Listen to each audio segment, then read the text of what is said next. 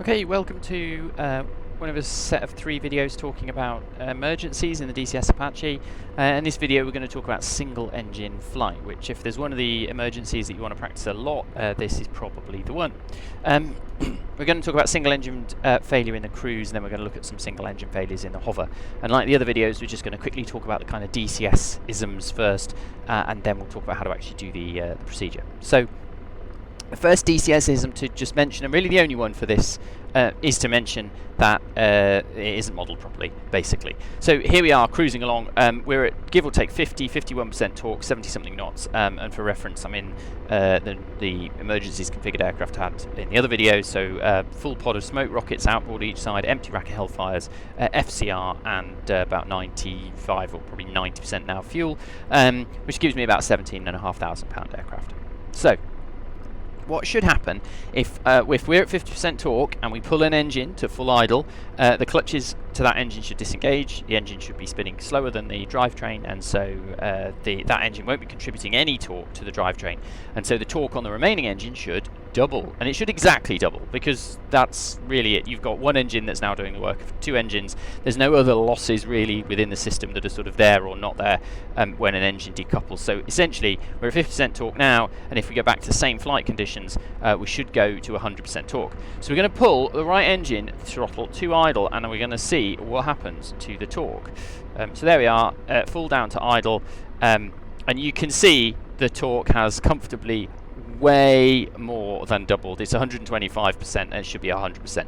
So there's 25% loss somewhere, and it's really not obvious where that is. We can see on the engine page that the left engine is now doing all the work. The right engine shows 0 torque.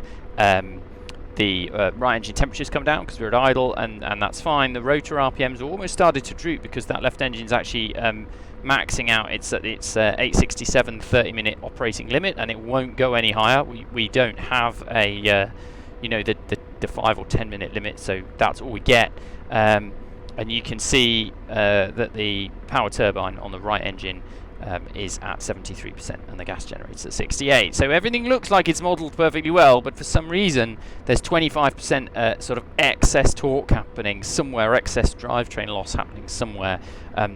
We don't really know where that is. So to practice, and that happens if you have a real engine failure, by the way, as well. It isn't just if you pull the power lever to idle.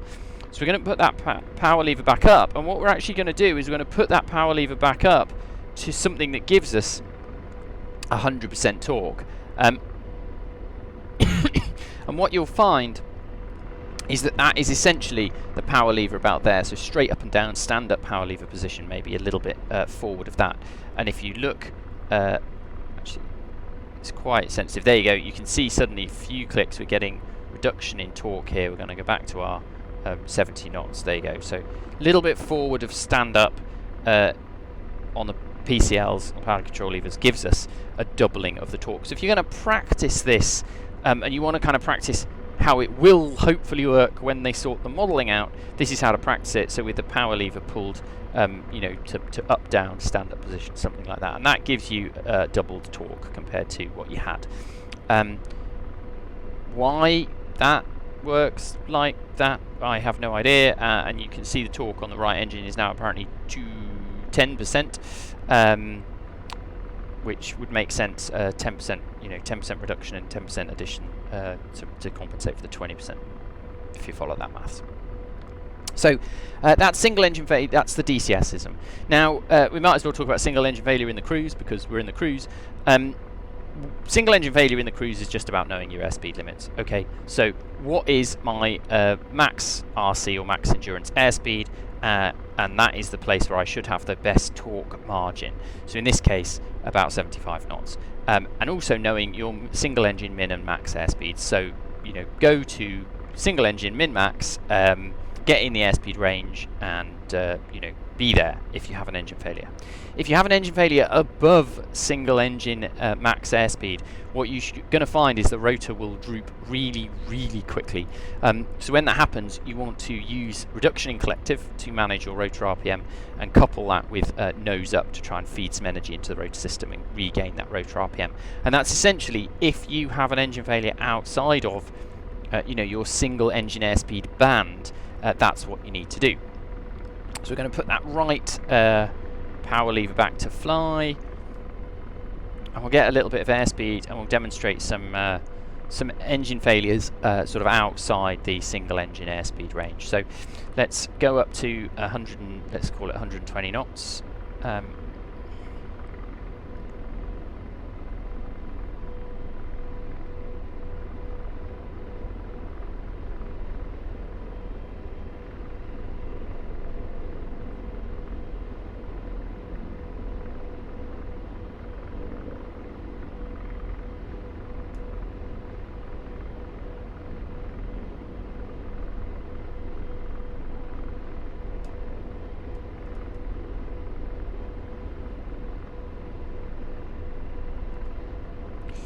There's 120 knots and we're in trim, and you're going to see, obviously, you know, we're pulling 90+% torque to maintain this 120 knots.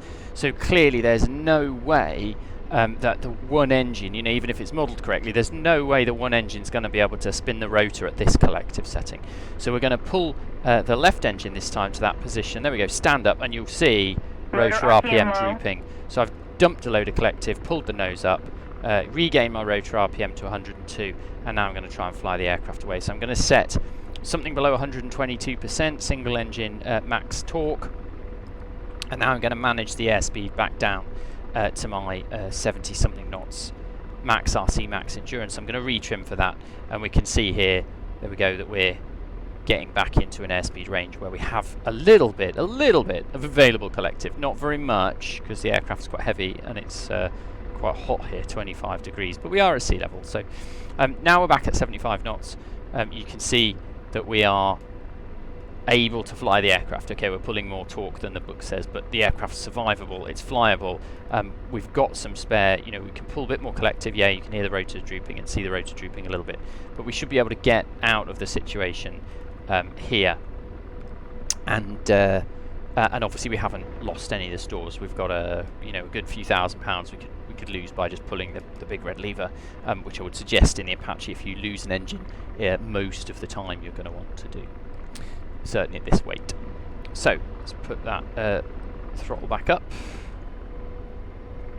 climb out over these trees, and we'll talk about single engine failure below the airspeed band. So we're going to get a bit of altitude to sort of demo this, and we're going to climb to a few hundred feet, and we're going to come down to a much lower airspeed, let's say 30 knots.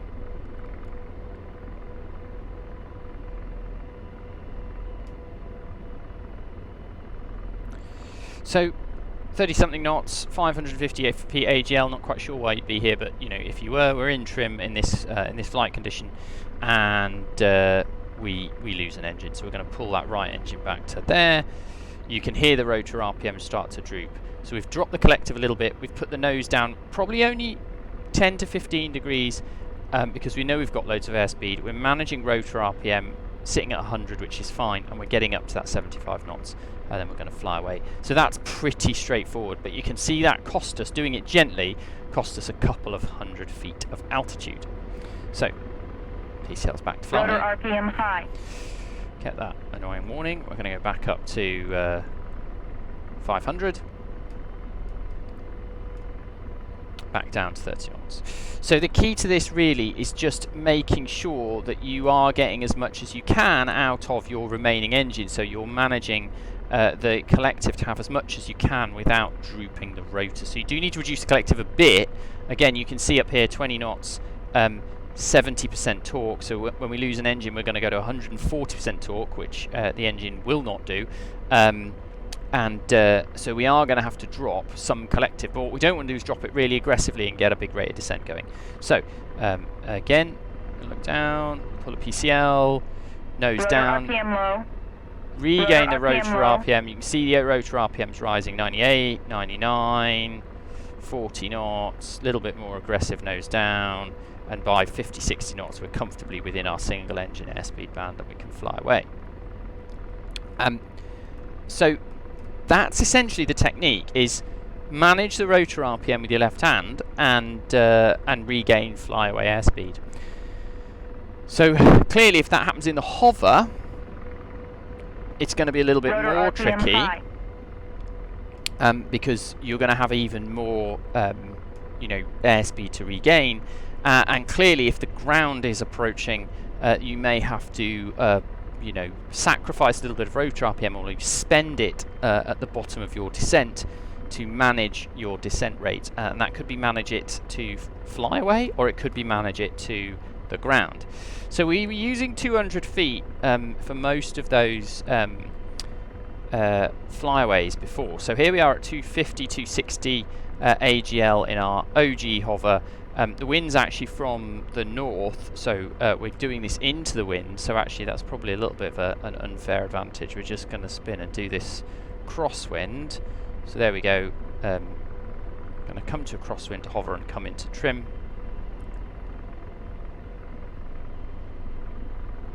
There we go.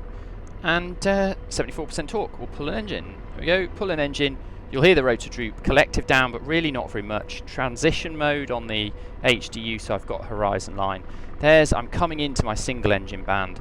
I'm pulling the collective back up a little bit and recovering the aircraft. So 200 feet should be plenty enough altitude. And that's without pulling the jettison lever. Should be plenty enough altitude to fly away.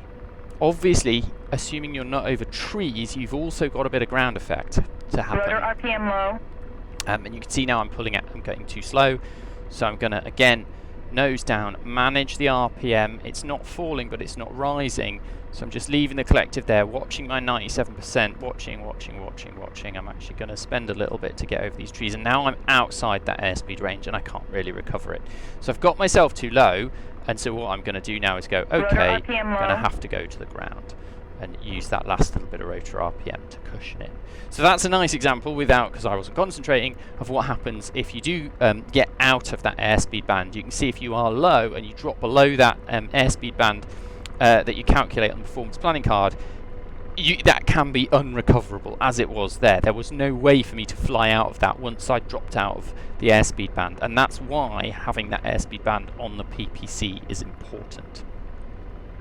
Okay, so we jumped in a new aircraft here, just to get back up to our takeoff weight, 17,800, something like that.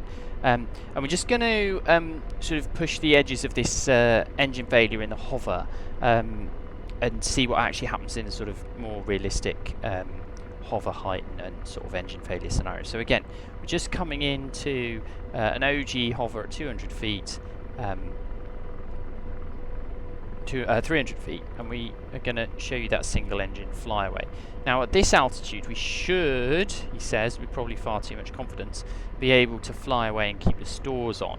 But if we go much lower than this, we are going to have to use the jettison lever. So we're in trim, 300 feet, we can do what we did before. We're going to pull that PCL. There we go, you can hear the rotor droop, nose down, collective down, managing the rotor RPM, right pedal into my single engine flyaway, big nose up. That should give me rotor RPM, and then I'm going to try and fly away over these trees. I'm still OGE and still descending a bit, but I've got he's sort of in the single engine speed range. Rotor RPM is still a bit low, 96, so I'm just going to work a little bit down on the collective to recover that and get back to my RC max. You can see as the rotor RPM is climbing, I'm getting more lift, and I can tweak down on the collective. So 300 feet with trees, we were able to manage that flyaway, just sort of descending slowly over the trees, and we've ended up down at 30-40 feet, and you can see we're still descending. So we're going to push that PCL back up Rotor RPM into high. fly. If we were much lower than that, we would definitely have had to pull the lever on these with this amount of weight on the aircraft. You know, we've got 3,000 pounds of gas, quite a fair few stores hung on, plus the radar. So so we're going to come to a 150 foot hover here, and see if we can fly away. Now if we can't, then what we're going to do is try and cushion the aircraft into a sort of sensible landing site, which if we have an engine failure here is going to be that field straight ahead of us, there, or if we can, the one beyond it. So here we are, 170 feet, reasonable OG hover, sort of sensible. This is kind of tactically something you might happen. There goes the engine, down, all the stores have gone, flying away, trying to manage the rotor, nose coming up, and we are going to manage that flyaway. So there we go, just. And that was sort of knowing that was coming and pulling the jets and lever pretty quickly. If you're lower than that, then you're going to have to RPM high. You're going to have to go to the ground and just sort of manage it as you can. So obviously we're a lot lighter now, but we'll reset to say I don't know, 100-foot hover, which we almost certainly won't be able to fly out of, even now the aircraft's quite a lot lighter, and we'll just see if we can manage the aircraft to the ground as best we can. And this is one of the reasons to fly around with your parking brake off. So, in trim, give or take, PCL goes to point, down, Rotor transition, RPM low. manage, we're going to Rotor go to the RPM ground, low. so big back stick, Rotor RPM low. and we cushioned it as best we could with Rotor the RPM collective, low. and that was bouncy, but nothing broke, I think, nothing fell off the aircraft. Maybe the landing gear fell off, not really sure, maybe that's just the slope. But you can see, you don't get very long, you get, 4 or 5 seconds, we'll see if we can still fly, 4 or 5 seconds tops to do your immediate action drills, and then decide that they're not going to work and get the nose back up. And that's one of the reasons for not committing to a really aggressive nose down attitude, because if you do, you just won't be able to fit the nose down and then the nose back up again in the altitude you have. So 100 foot in trim, in the hover, pull the power, hear the rotor go, transition, don't manage it too low. We're not going to fly out of this, so nose Rotor coming RPM up, low. spend the collective, Rotor RPM low. and bounce the aircraft down. There we go. So don't push the nose down too far that you can't fit that nose down and then that nose back up again in the kind of window that you have. So that's single engine failure. So single engine failure in the cruise, single engine failure above single engine airspeed, and single engine failure below single engine airspeed, including in the hover. And just sort of, I guess the things, the scariest one is obviously in the hover. And the thing is, just have that idea in your head that if you are, if you're in a 18,000 pound aircraft, and you lose an engine, it is going to take you a couple of 100 feet to fly away, even if you're good.